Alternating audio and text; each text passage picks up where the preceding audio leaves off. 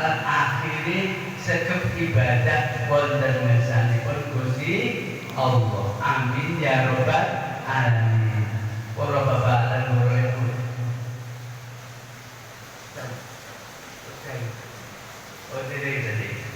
Para bapak lan para ibu ingkang kalih. Jadi kaya ngoten niku. Jadi mula anak ini ku awet tasih dalam wetengan.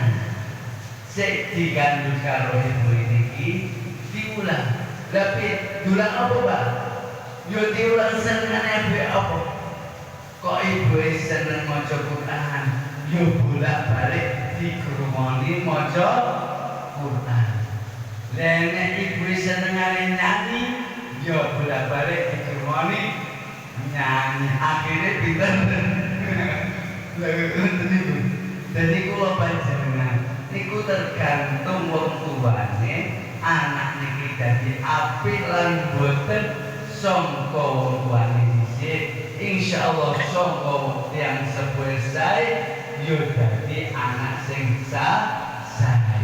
Sae ning dunya akhirat mugi-mugi dadi sholih utawa sholihah, dadi putra ingkang sholih lan sholihah dunya ngantos akhir. Allahumma amin. Terus niki mungkin dibacane termasuk surat Yusuf.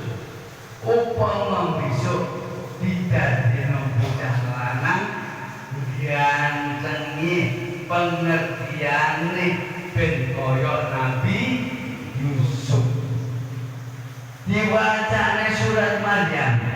Besok lek didadekne anak sing putri dadi anak sing saleh. Yo ayune, yo pintere, yo cerdase kaya ibune sapa? Nabi Isa.